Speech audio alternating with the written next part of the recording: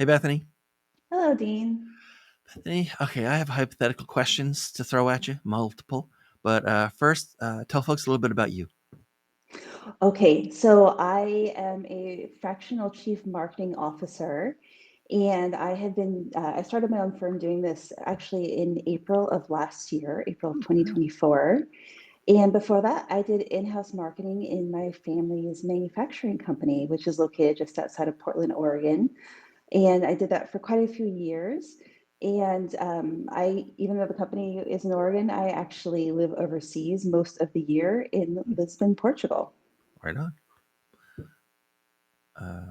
Kind of love Portugal. Been a long time since I've been there, but I loved Portugal. It's Okay, really so beautiful. I bet, yeah, it is. Also, a lot of fish. You Yeah, can get for fish sure. almost any restaurant. For Okay, sure. so let's start with some type of hypothetical situations. Uh, First of all, it's your first day walking into a new client. Okay, first day, like Sure. virtually walking in some cases, right? Like Sure. what uh, uh as you think about like what the first day could be like, it's on one end of the spectrum, it's like a nightmare scenario, and on the other end, it's a dream scenario. What's the dream scenario, and what's the scenario for day one when you walk in and finally get to like view the landscape of what you're dealing with? I would have to say a dream scenario is working with a leadership team who actually understands marketing, who Mhm. understands not only the challenges of it, but the upside of it. So they already believe in what will be my mission going forward. It just makes everything so much easier for me because if they understand the marketing, then they understand that there's going to be lots of changes going on in the company. That the end result of marketing is to improve sales, or at least that's the goal. And so with that, there are going to be changes in the company because as sales start to substantially rise, Mhm. the company will have to change to adapt that. Now, for a nightmare scenario, I would Yeah. say kind of the opposite. Coming in with the CEO who says, "Great, I'm so glad you're here. You have 90 days. I'm expecting a whole lot of you. I'm expecting a 20% grow in revenue over the next 90 days. Go at it, Bethany." And that just doesn't. That's not realistic. And so that is definitely a nightmare scenario. Also, coming in saying, "Oh, a leader saying, oh, I'm so glad you're here, and but please don't change anything. Just grow the marketing. We just want to see more money coming in, but we don't want to change anything else about the company." Right. It's also going to hinder marketing's ability to perform. All right. So next, hypothetical related. So let's talk about that CEO, right? Let's Mhm. say that it's day one. You may or may not have had some interaction with that CEO leading up to becoming a vendor. Like today, it's different, right? Now, you're actual client vendor relationship. CEO Yeah, says, "Hey, so I've been around and I'm smart enough to know that you deal with a lot more CEOs than I deal with CMOs. yeah. Therefore, is there something I should start doing now to like help make sure you're successful, or is there something that I'm doing that I should stop doing so that you can move forward on that path instead of me?" Something that they should start doing. Let's see here. If there isn't anything, that's fine. No, there is. Be ready to support the marketing department as it starts to grow and change really quickly. Give feedback if as a CEO you see something that the marketing is not doing correctly, or maybe we're portraying some aspect or benefit incorrectly. Hmm. Quick feedback to fix that is really vital. And so yeah, that's what I'd say as far as supporting the CMO. And I'm sorry, you asked the second question there. Is there anything they Could you should repeat? stop doing? Oh gosh, yeah. Easier answer on that one, huh? I would say it's really vital that people stop seeing the marketing department as a cost center. It impresses me, not such a great way, how many company leaders see marketing as an expense and not realizing that it's not an expense, it's an investment, and that in Mhm. time the money will come back. And so please don't view the fees for doing marketing or bringing in the essential personnel to do the marketing as an expense instead of something that will come back in hopefully with positive results, hopefully fairly soon. Right. Good answer. All right, new hypothetical. You're the speaker on stage. You're talking to the audience, 250 people in the audience. They all became fractional CMOs yesterday. Sure. They're like brand new, fresh out of the oven fractional. They've been like, they worked in corporate. Now they're on their own. Okay. Finish this thought. Um, you guys starting out as fractional CMOs, the thing you're going to be shocked by is what?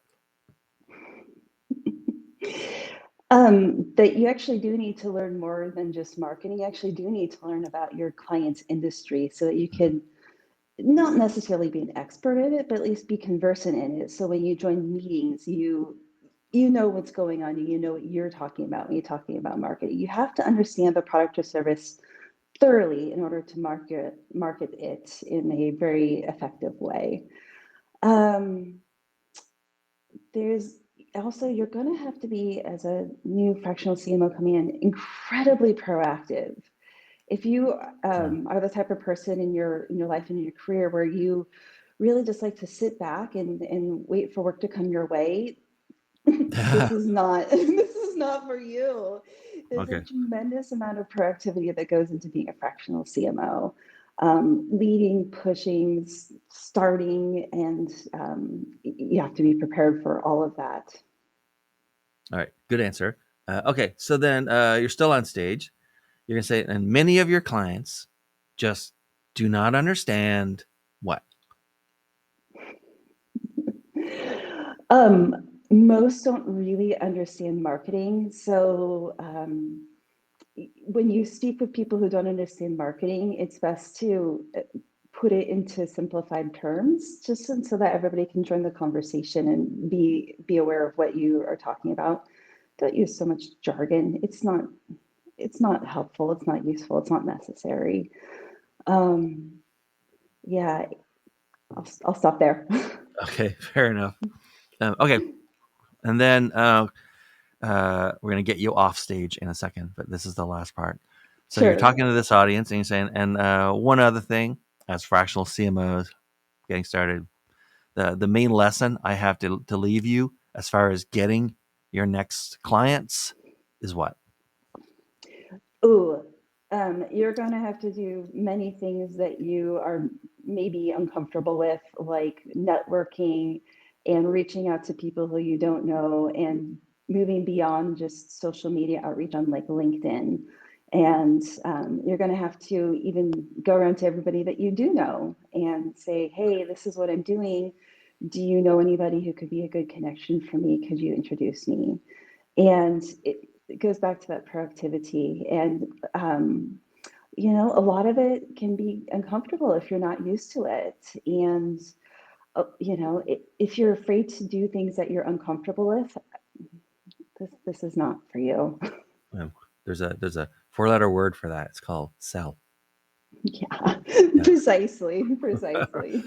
Okay, so you're talking to, over the course of your business, you're talking to lots of prospective clients anyway, lots of other people. Marketing is one of those things where a lot of people think that they know a lot about it, even if they've never worked in marketing. God bless Yes. them. Uh, and certain like ideas and tools and platforms and concepts, become trendy. And then, so what do you think right now as you talk to, like, let's say prospective clients, and they talk to you about marketing? What do you think is overrated and what's underrated? Like, what's really not appreciated yet or anymore that clients you think would benefit from paying more attention to? So, what's overrated and underrated right now? I think overrated is actually discussion of revenue. Mm, You can have a very high revenue, but if you don't have much of a profit, then hmm it's a little bit of it's a little bit vanity to talk just about revenue. I think it's overrated. I'm much more impressed by a company that has high profitability because it means that not only do they know how to bring in money, but they also know how to manage the money to create profit at the end of the day. I also think that, what else do I think is overrated? Overrated is also, if you're doing social media marketing, focusing on just getting followers and likes hmm doesn't necessarily translate into money coming into the company.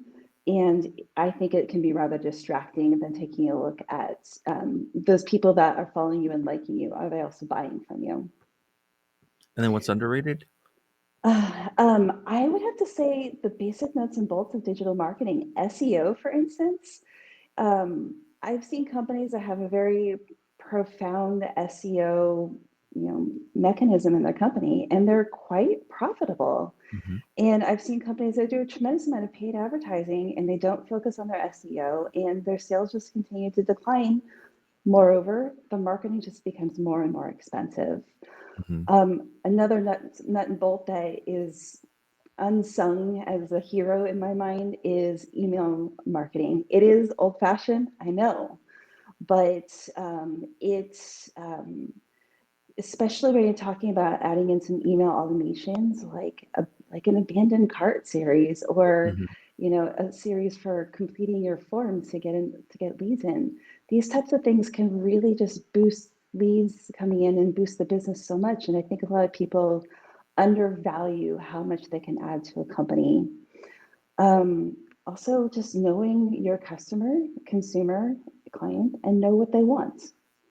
That I think is underrated. A lot of people get really, really hemmed up by the excitement of things like return on ad spend because it's a data point, but just having a very deep understanding of who's purchasing from you is key, and I think it's underrated. No, I agree on all that. Okay, so this is either the easiest question or the hardest question you're going to have all day. Sure. What is marketing? It's like matchmaking in my mind. Yeah. So the matches between the company and the prospect, and you have to understand what both bring to the table, what both want, and you have to find a way for them to shake hands on a mutual common ground. You have to find ways to communicate to each other so that you understand what each of you want from the situation, Right. and what your common goal is. Okay, so as you're talking to prospective clients, you're talking to companies, right? That you might end up being the fractional CMO for. In your sales process, in your vetting process, what's like a green flag and what's a red flag as In you're my talking to those vetting, folks? okay, in my vetting process, a You know, green flag is someone who my biggest filter in my early interactions with prospective clients is, do I like this individual? Do I think I can work with them?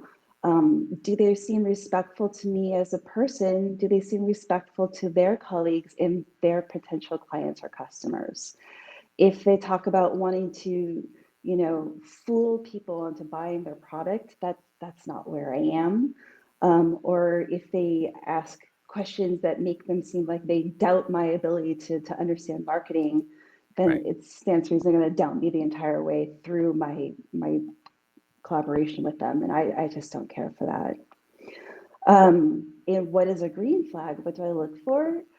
People who show, the inverse of what I just said. People who show respect. People who value their clients, their colleagues, their business, and people who value what other professionals have to bring to the table. It's not just their way or the highway. those are good answers. Okay, Thanks. so you have an option here. We can skip this next question, or you can like tackle it.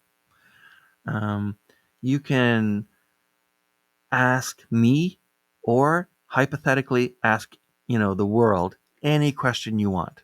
I might even try to answer. Okay. What? Well, actually, no. I have an even more pressing question than that.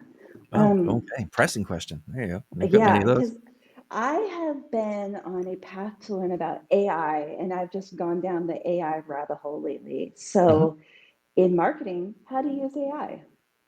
What So are your practices there? there's the first advice I give people who want to are just getting into it and not even sure what they want to do. I tell them to go to a company called joinsecret.com.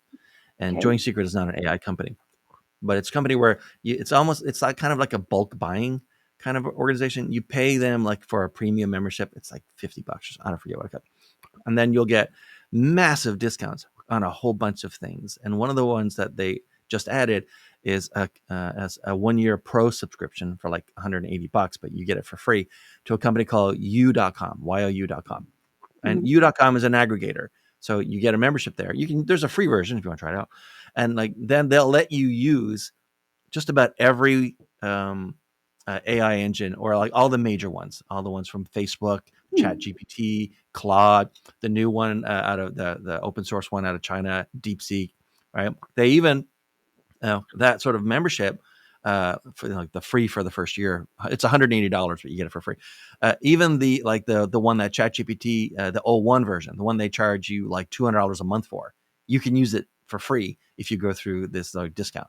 So I tell people, and you can set up all the agents and like projects and upload materials like sort of durably and have like durable prompts. Like, oh yeah, now I want to I want to do a marketing strategy. So you click into the little like project that you made there, and it's already got that stuff you like uploaded, your own templates and all that, and documents and whatever.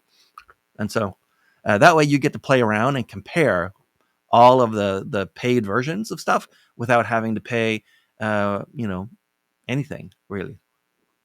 That sounds great. Could you give me that name again? Yeah, it's you.com. Oh, Join YOU. Secret is the one. Okay.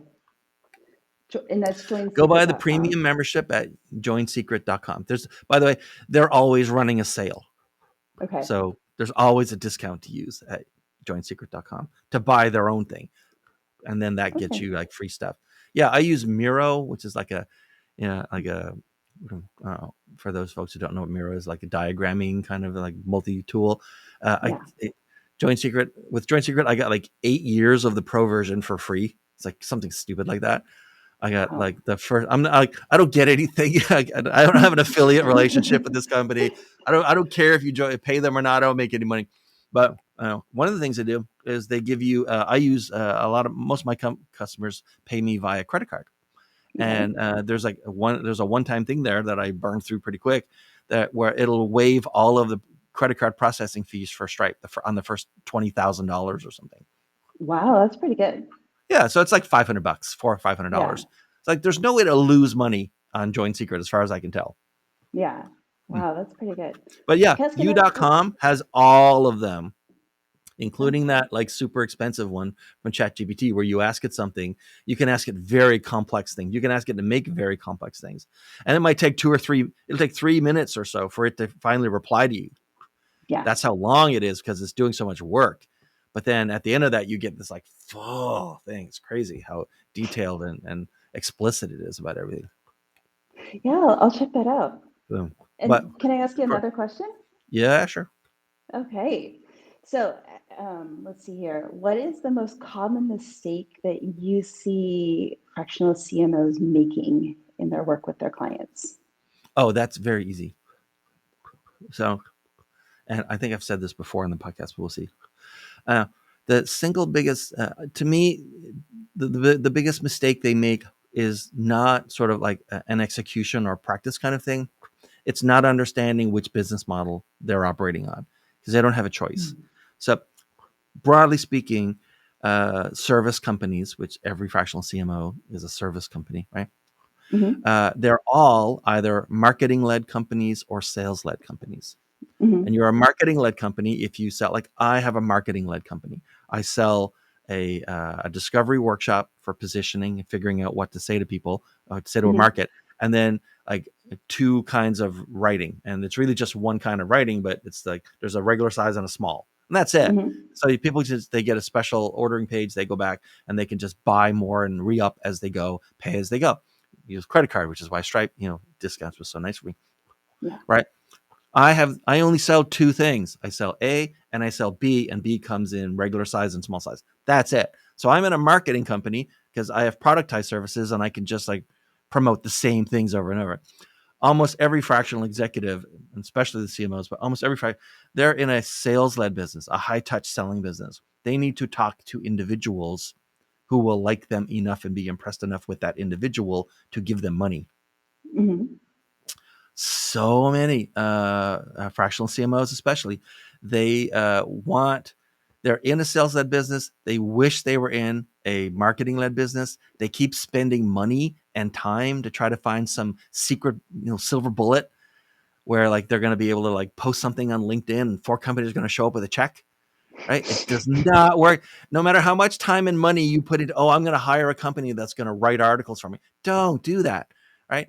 I mean, that would be great for a marketing kind of business. You're not a marketing business. You're a sales business selling marketing services. It's really not the same thing. And you'll just fritter away your time and money. And at the end of the year, you're really not no further ahead. Whereas you should have just got in front of a bunch of people Hmm. yourself as a person. Yeah.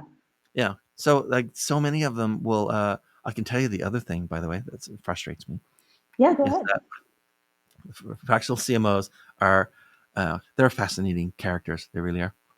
And they like in the first 5 minutes of any conversation with any prospect or any client, they'll say, look, we need like a focused message. We need to figure out our positioning, right? We need to figure out niches. We need to figure out specific kinds of audiences we want to talk to and specific things we want to say to them, right? We need to like focus. And then they turn around, they talk to me, and I say, so like, what do you specialize in? Well, you know, I just want to work for any company on earth that has at least one person in it and wishes they had more sales. And like, I don't like to pin myself down. I like the money on the table.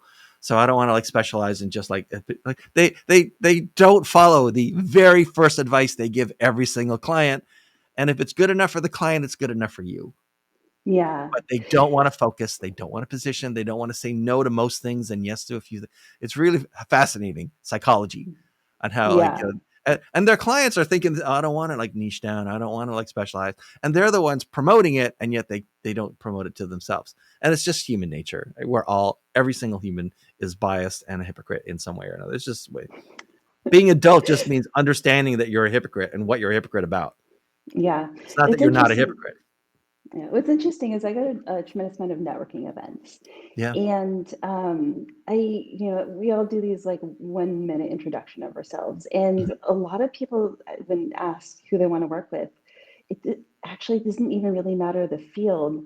I would say 4 times out of five, yeah, anybody. I'll work with anybody. And like you just said, Yeah. if you want to work with anybody, you'll work with nobody because that's not how people see themselves. Yeah. So I completely agree with you. And yeah, that was a hurdle that I had to overcome. And it took me about 3 months to move past that and to really niche down and be much more specific about who I'm looking to work with.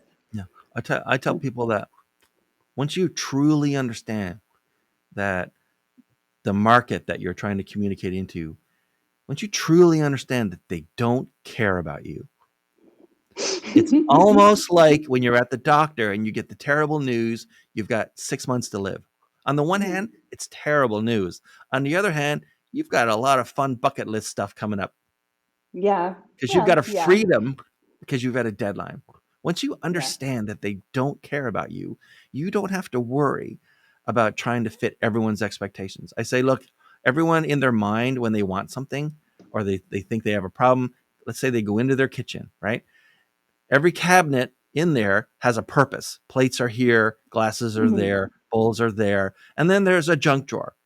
And I say, it doesn't matter so much which cabinet you're in. Just don't be in the junk drawer because nobody goes Yeah. to the junk drawer first, Yeah.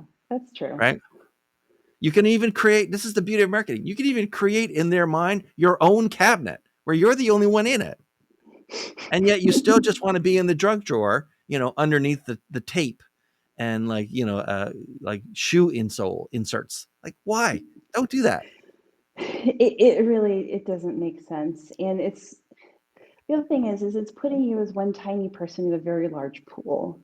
And if you are in a smaller pool, and it just becomes so much easier. And then you have a place where you can become a bit of an expert. And that's what Yeah. people want. Yeah.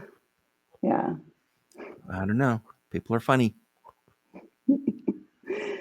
All right. Do you have All right. any So more the questions? well, yeah. There's one more question, and it's. I ask it to everybody, but in your case, coincidentally, it's a follow up on something you just had. Who should be contacting you these days, and how should they do it? I really love to work with companies that are in the startup phase and have received funding or are already Mhm. turning a decent profit. Love to work with companies who make at least 5 million annually in revenue. I know I talked about revenue earlier, but still, it's a convenient marker for this conversation right now. 5 million to about 50 million. I my background is manufacturing. I have more than 20 years of manufacturing, and my Right. heart is in health and wellness. So I serve both. So health and Um, wellness companies or manufacturing, and like approximately like what to up to 50 million in revenue. I'd say a minimum of 4 or 5 million, up to Okay. about 50 million. The reason for that minimum is just because companies need to have enough money to actually do the marketing, make Yeah. these investments. It's not enough just to pay for a fractional executive to come in and then maybe a technical person to need to actually launch the campaigns. You have to have money to do campaigns, to do paid marketing if it needs to happen, or if it's an event, to put on an event. You have to have that kind of funding to Right. go through. Right. And then Yeah. what's the best way for people to get in touch with you these days? There are a couple simple ways. One, just look for me on LinkedIn and then go ahead and message me there. And if you want more information about me, it's also there. And then also, tried and true way, just go ahead and send me an email and I'll get back to you Mhm. shortly thereafter. All right. All right, Bethany, thanks for being here. These were great answers, by the way. Really good. That was fun. Okay, so then, thanks, Bethany, and thanks for watching. And if you watched the full episode, great. And but you're probably watching a clip. In which case, there's thousands of clips now. Go watch some more. And thanks everyone, and we'll see you next time. Bye. Thank you, Dean.